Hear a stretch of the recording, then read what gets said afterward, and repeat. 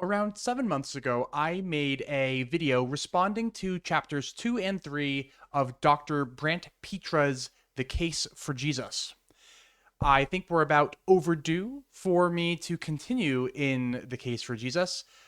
And so today's video is going to be responding to chapter 6. If we flip it open, you might say, Kevin, why are you not responding to chapters 4 and 5? Chapter 4 is the early church fathers, and chapter 5 is the lost gospels. If you want more on that, I'm going to direct you to my recent debate with Dave Pallmann over on Kyle Whittington's channel. But for now, we are going to go ahead and go right to chapter 6. Chapter 6 is titled, Are the Gospels Biographies? My super short summary of this chapter is that Dr. Petra argues that the genre of the Gospels is historical biography. Genre matters, says Dr. Petra, and I couldn't agree more. Dr. Petra presents a table with 4 Greco-Roman biographies on page 70. He says, when you actually take the time to compare the Gospels with other ancient writings, however, the closest literary parallels are in fact Greco-Roman biographies.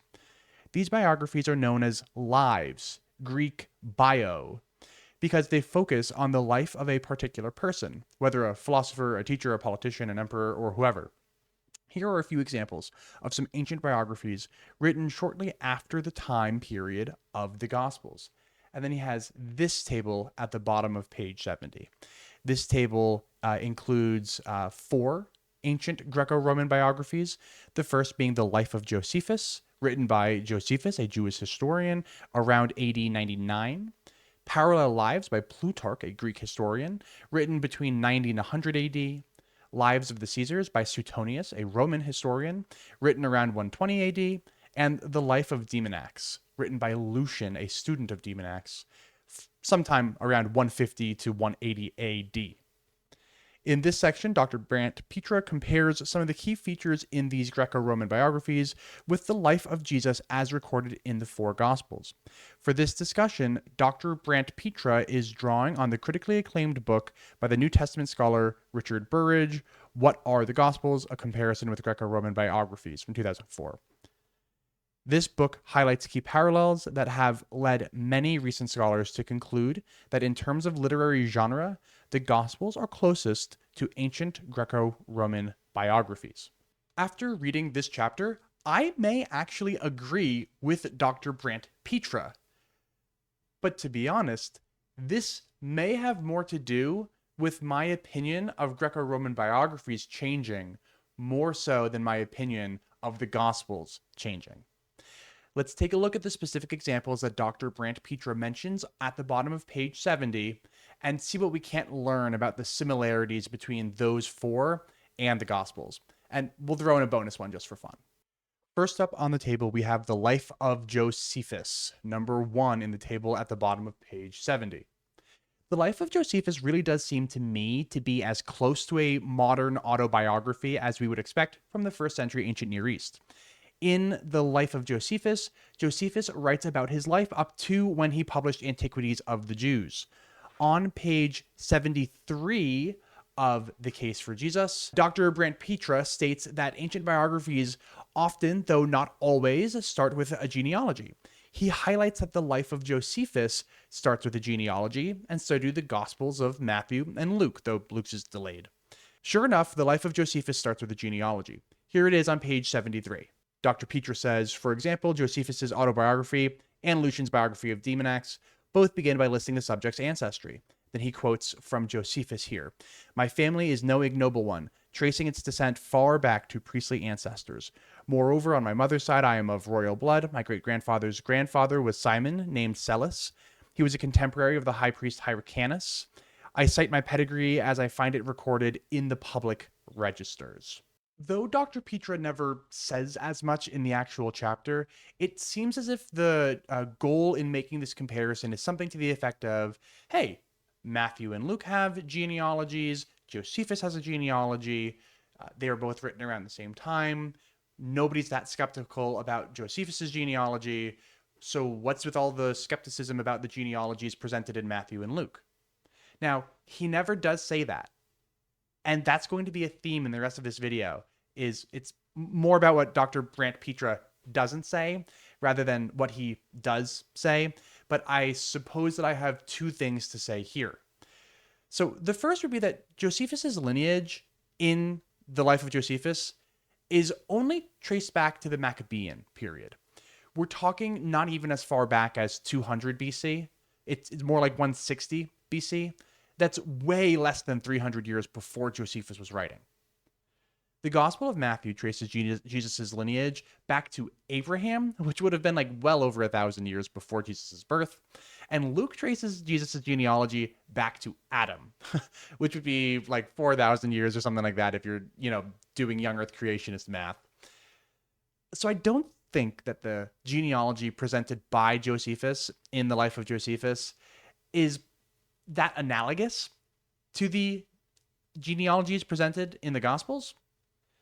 And secondly, we absolutely question the genealogy presented in Josephus. According to Josephus.org, Josephus traces his ancestry to the Hasmoneans, the family of Judah Maccabee, hero of the Hanukkah story. The genealogy he presents is contradictory, and the dates are barely plausible. But all we know is what he tells us. This website here does a really cool job trying to correct Josephus's ancestry into something a little bit more historical, though it does conclude that we frankly have no idea what Josephus's real ancestry here. Barely plausible means that the dates that Josephus used would have multiple of his grandfathers and great-grandfathers having children in their 60s and 70s, which is uncommon today and was probably even less common back then. Josephus even lists one man as his great-grandfather once. He says that this man is his grandfather's father. And then he refers to the same man later as his great-great-great-grandfather, referring to him as his grandfather's great-grandfather. So we absolutely question the genealogy presented in Josephus. I don't think that comparing the Gospels to Josephus and saying that they contain equal amounts of historical information because they both contain genealogies, I just don't think that that's the slam dunk that Dr. Brant Petra might think it is. Anyway, that's enough on Josephus. Let's go back to the table on page 70. Next up on the table from page 70 is Parallel Lives by Plutarch, the Greek historian. Dr. Petra claims that us modern men shouldn't expect ancient biographies to include every single little detail. Mark and John do not include genealogies in their Gospels, and John even goes so far to say that in John 21, 24 to 25, it would be impossible to contain literally everything that Jesus ever said or did in all of the books in the world. And yeah, fair enough. That's a totally fine point to make. But Dr. Petra really wants to drive this point home, and so he draws a parallel between the Gospels and how they don't include everything, and Plutarch's ancient biographies contained within Parallel Lives.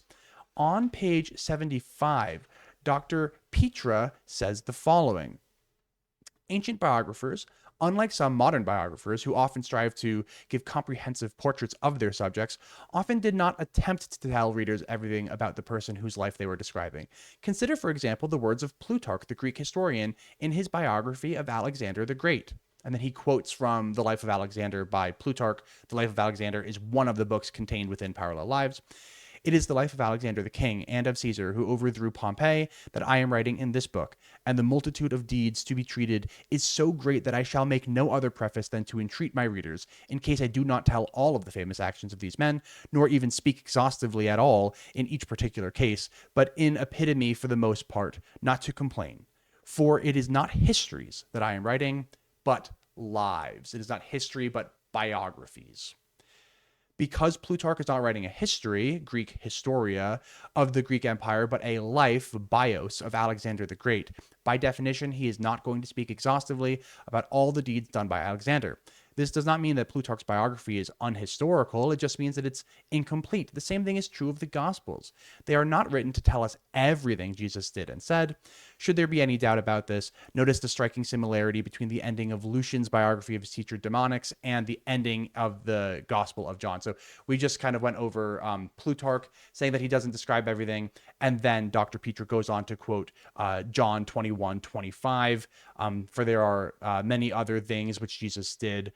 Were every one of them to be written, I suppose that the world itself could not contain the books that would be written. So here again, Dr. Brant Petra doesn't say this, but he seems to be implying something to the effect of this. Hey, it shouldn't be a mark against the Gospels that they don't include every tiny little detail, because nobody questions Plutarch as a historian, so why should we question the authors of Matthew, Mark, Luke, and John as historians? Sure, they don't include everything, but neither does Plutarch. We still believe these other things about Alexander the Great that are not found in the works of just Plutarch, so why would we treat the Gospels any differently? But here's the thing. We absolutely do not trust everything that Plutarch says. What I find equal parts hilarious and frustrating is that Dr. Petra quotes all of paragraph 1 on page 75 in the case for Jesus. He quotes all of paragraph 1 in Plutarch's The Life of Alexander. And then if you just go read paragraph 2, things go off the rails real fast. So here it is, Plutarch, the parallel lives to the life of Alexander. Here is the section that Dr. Brant Petra does quote in his book. This is all of paragraph 1. And then why don't we just read paragraph 2? As for the lineage of Alexander, on his father's side, he is a descendant of Heracles through Carnus, and on his mother's side, a descendant of Asus through Neoptolemus. This is accepted without any question. Okay. Alexander is related to Heracles. This is accepted without question. Does Heracles sound familiar? It should. Does Hercules sound familiar? Hercules is just the Romanization of Heracles. Heracles/Hercules is the Greek demigod, the son of Zeus and a human woman, the one who slew hydras and was 100% not a real person. Heracles/Hercules is a myth. Yet according to Plutarch, Alexander the Great was related to him through his father. If Alexander is related to Heracles, that means that Alexander is related to Zeus, because Heracles' father is Zeus. And guess what? According to Plutarch, it's not only through his father's side that Alexander is related to Zeus, he's also related to Zeus through his mother's side. Asus was another son of Zeus, but only a half-brother to Heracles, because while Heracles was born of Zeus and a human woman, Asus was born of Zeus and a nymph. Later on in paragraph 2, it's on the screen now, you can read it. We hear about how Alexander's birth was foretold in dreams and stuff. And like there was like a lightning dream, and then there was also like a snake dream, and like that snake maybe had something to do with why Alexander's mom got pregnant with him, or at least the snake had something to do with like leaving omens of the pregnancy. I don't know. It's weird. Read it for yourself and see. Worse yet, Parallel Lives is a collection of biographies, of which the biography of Alexander the Great is just one. Plutarch wrote biographies for mythical figures like Theseus and Romulus. Theseus and Romulus certainly did not exist as historical figures, yet Plutarch writes biographies of them as if they are. I don't think that it's a winning move to compare the Gospels to Plutarch's Parallel Lives as an apologetic tactic. Okay, now let's move on to the next one from the table on page 7. The third biography at the bottom of page 70 in the table for the case for Jesus is The Lives of the Caesars by Seutonius, the Roman historian. Dr. Petra points to Papias' saying that Mark wrote things not in order as something that gives modern day people pause. Perhaps modern historians question the historicity of Mark because Papias said that Mark put things out of order. Well, argues Dr. Petra, it is quite normal to put things out of order in ancient biographies. On page 74, there is a section titled Ancient Biographies Don't Have to Be in Chronological Order. Another significant parallel between Greco-Roman biographies and the four Gospels is that they are not necessarily strictly chronological accounts of a person's life. In fact, the text can also be arranged topically or thematically. For example, the Roman biographer Seutonius writes the following in his The Life of Caesar Augustus. Having given, as it were, a summary of his life, I shall now take up its various phases, one by one, not in chronological order, but by categories, to make the account clearer and more intelligible. That's from Seutonius, The Life of the Deified Augustus, chapter 9. This, says Dr. Petra, is strikingly similar to what Papias, the early church father, has to say about the Gospel of Mark. Papias says, Mark, having become Peter's interpreter, wrote down accurately everything he remembered, though not in order of the things either said or done by Christ. Notably, Papias never actually quotes from the Gospel of Mark, so we have no idea if he's referring to our Mark or not. Anyway, in other words, and this is important, ancient biographers were not worried about the exactitude. In other words, and this is important, ancient biographers were not as worried about exactitude as are modern biographers, who often want to provide the precise date, time, and place something happened. Sometimes ancient biographies give you this kind of information, but lots of times they don't. As a result, when it comes to ancient biographies, you can't assume that because one thing is recorded after another, the events necessarily happened in exactly that order. On the other hand, arranging a biography thematically rather than chronologically doesn't magically transform it into folklore or fiction, and the same thing is true for the Gospels. Just because the authors of the Gospel did not follow the standards of modern biography does not mean that they did not intend to tell us what Jesus actually said and did. Again, it seems to me like Dr. Petra is implying something to the effect of, hey, look, nobody doubts the biographies of the Caesars according to Seutonius, and Seutonius left stuff out, so we shouldn't doubt the Gospels just because the Gospels leave some stuff out too. And yeah, I mean, I agree that that's a fair enough point, but I do think it's worth pointing out that we do doubt stuff that Suetonius wrote in the Lives of the Caesars. I have the Lives of the Caesars on the screen now. I'm going to pull up two sections. In section 94, Suetonius records that Caesar's mom fell asleep on her couch in the temple, and that a serpent immediately crept to her and soon after withdrew. Okay? She, awaking upon it, purified herself as usual after the embraces of her husband. So Caesar's mom fell asleep. A serpent crept up to her and left. And then when she woke up, she felt like she should purify herself the way that it was customary to do after having sex. And instantly there appeared on her body in the form of a serpent, which she never could efface, and which obliged her during the subsequent part of her life to decline the use of public baths. So the image of a snake appeared on her body somehow, and she couldn't get it off no matter what she did, and she wouldn't go to the public baths because of it. Augustus, it was added, was born in the 10th month after, and for that reason was thought to be the son of Apollo. So Caesar Augustus's mom gets pregnant by a snake, and because of that, he's thought to be the son of Apollo. So before her delivery, she dreamed that her bowels stretched to the stars and expanded through the whole circuit of the heaven and the earth. His father Octavius likewise dreamt that a sunbeam issued from his wife's womb. So dreams that are foretelling the greatness of his son, and she got pregnant through a snake. That's a little weird, and that's not the only weird part too. Section 81 is pretty weird too. In section 81, Suetonius recounts how the assassination of Julius Caesar was foretold in omens. One omen was found by a Roman construction team that was digging up an ancient tomb. Another omen was found in the sacrificial flames by a pagan seer.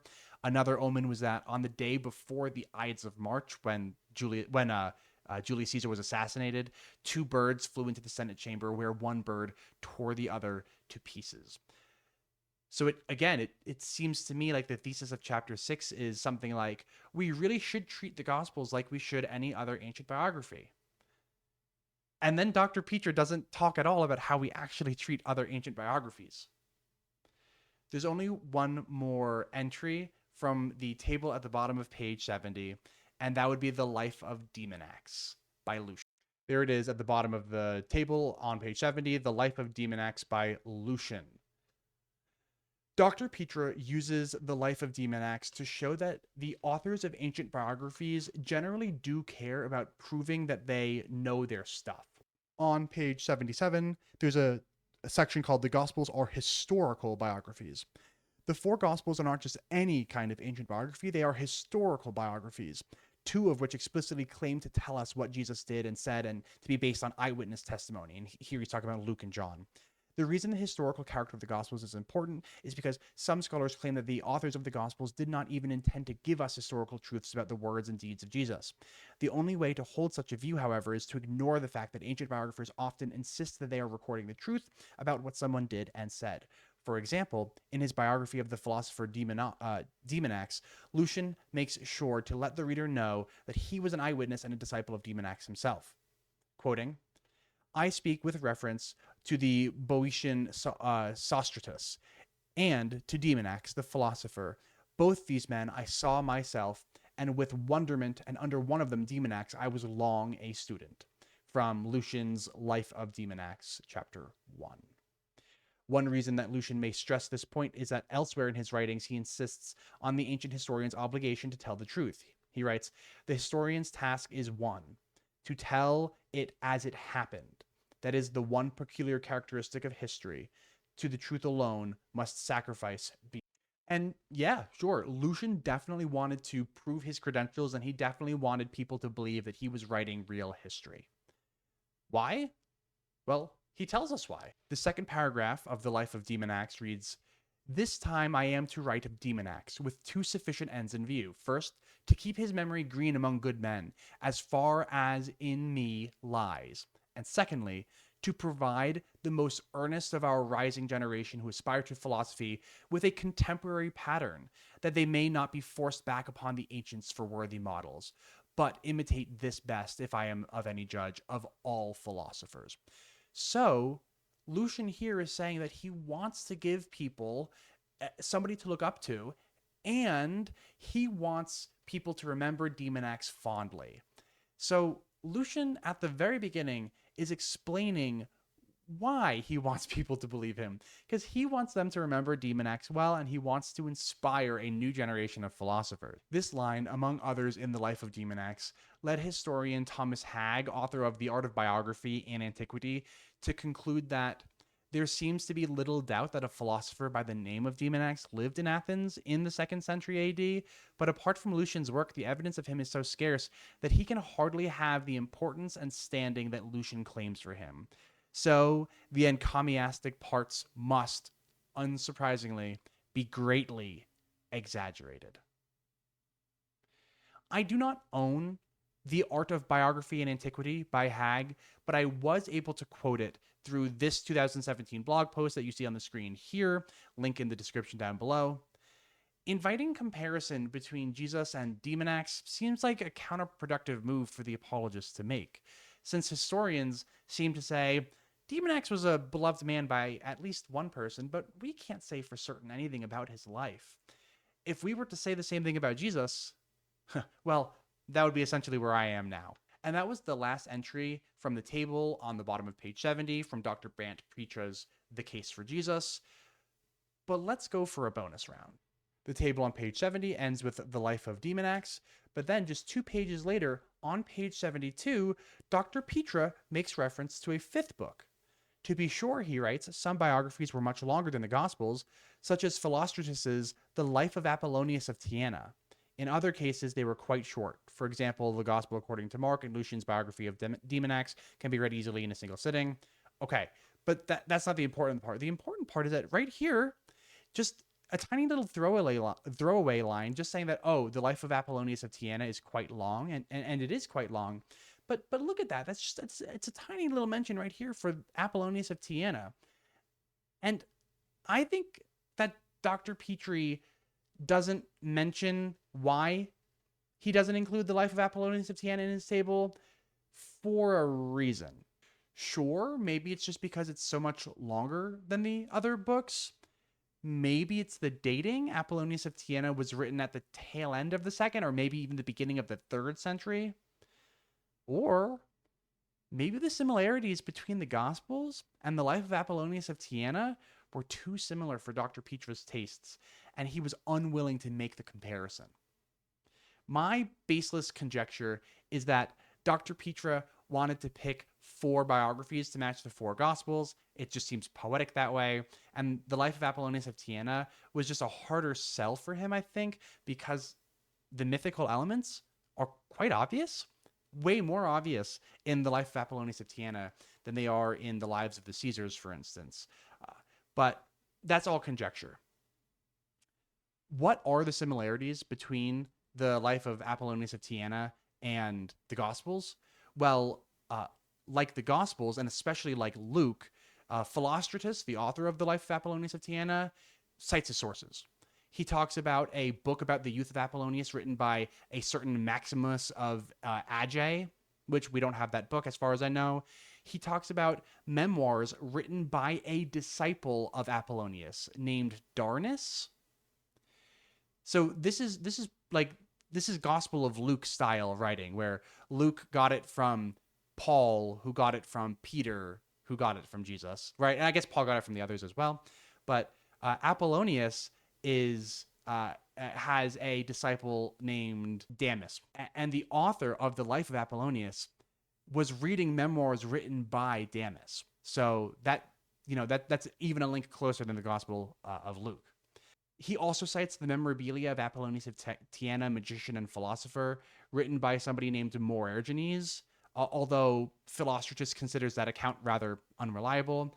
And he also says that he's relying on local knowledge from towns like Ephesus, Tyana, Agia, and Antioch. Just like the Gospels, the Life of Apollonius of Tyana is an ancient biography about a traveling preacher who performs miracles, was captured by the government and put to death, and after he died, he ascended into heaven. Bart Ehrman in Did Jesus Exist on page 160 writes about the similarities between Apollonius of Tyana and the historical Jesus as follows. He says, in my textbook on the New Testament written for undergrads, I begin my study of the historical Jesus in a way that students find completely surprising and even unsettling. I tell them that I want to describe to them an important figure who lived 2,000 years ago. Even before he was born, it was known that he would be someone special. A supernatural being informed his mother that the child she was to conceive would not be a mere mortal, but would be divine. He was born miraculously, and he became an unusually precocious young man. As an adult, he left home and went on an itinerant preaching ministry, urging his listeners to live not for the material things of the world, but for what is spiritual. He gathered a number of disciples around him who became convinced that his teachings were divinely inspired, in no small part because he himself was divine. He proved it to them by doing many miracles, healing the sick, casting out demons, and raising the dead. But at the end of his life, he roused opposition, and his enemies delivered him over to the Roman authorities for judgment. Still, after he left this world, he returned to meet his followers in order to convince them that he was not really dead, but lived on in the heavenly realm. Later, some of his followers wrote books about him. But I tell my students, I doubt if any of you have ever read any of these books. In fact, I say, I don't think you even know this man's name. He was Apollonius of Tyana, a pagan philosopher, a worshiper of the pagan gods. His story was written by a later follower named Philostratus, and we still have that book today, The Life of Apollonius of Tyana. The parallels were so obvious that the late 3rd century anti-Christian Neoplatonic philosopher Porphyry claimed in his treatise titled Against the Christians that the miracles of Jesus were not unique, and mentioned that Apollonius was a non-Christian who had accomplished the same feats as Jesus. Attempts from Porphyry and others to make Apollonius into an anti-Christian hero provoked sharp replies from some Christians, such as Bishop Eusebius, who wrote down that Philostratus was a fabulist and that Apollonius was a sorcerer in league with demons. Given all of this, it seems obvious to me why Dr. Petra would be uncomfortable comparing the Gospels with the Life of Apollonius of Tyana. The stories of Apollonius are clearly not true. But I'm sure that my Christian friends would all agree with me that Apollonius didn't really ascend into heaven. But if we can apply a Humean principle to the Life of Apollonius of Tyana, despite the fact that Apollonius of Tyana meets all of the criteria that the Gospels meet, can we do the same to the Gospels? I don't think that Dr. Petra wanted his readers to consider this point. Hence why the Life of Apollonius of Tyana was relegated to a single mention, not even in the table with the rest of the ancient biographies. Chapter 6 concludes like this. To sum up what we've learned in this chapter, it should be clear by now that the contention that the Gospels are not biographies is just plain wrong. Moreover, the use of modern-day children's folktales like the story of George Washington and the cherry tree as analogies for the kind of stories the Gospels contain is historically indefensible and, quite frankly, academically irresponsible. Like the telephone game, these kinds of comparisons utterly fail to do justice to the actual literary genre and historical character of the four Gospels. The Gospels are ancient biographies that intend to record the substance of what Jesus of Nazareth really did and said. Of course, the fact that the Gospels are biographies doesn't settle the question of whether their authors are telling the truth about and remember accurately what Jesus said and did, exactly how much time has passed between the life of Jesus and the writing of the Gospels. What if the Gospels were written too late to be historically reliable? These questions take us straight into the next topic of the next chapter, the dating of the Gospels. I'm not going to worry about the dating of the Gospels for the sake of this video. However, I do want to say that Dr. Brant Petra does seem to say here that ancient biography by itself doesn't mean that these works are trustworthy.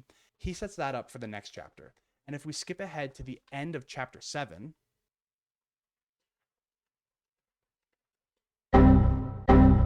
wrong.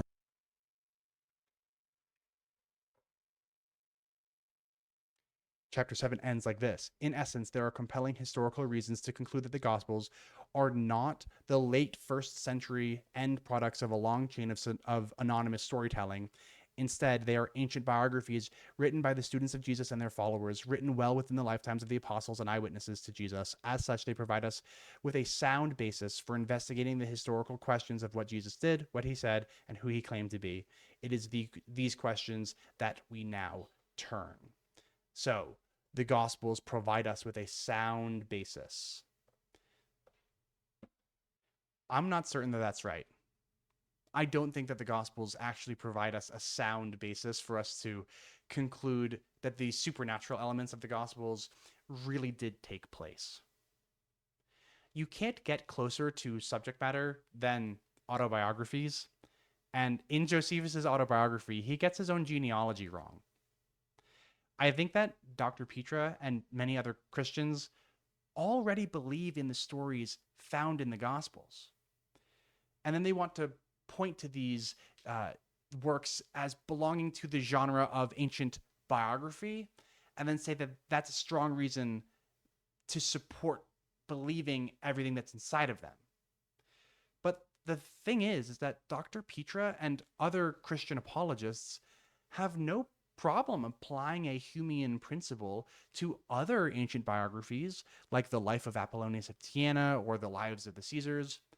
So why not be consistent and apply that same Humean principle to the Gospels? It's because they're apologists, not historians. Thanks, everybody.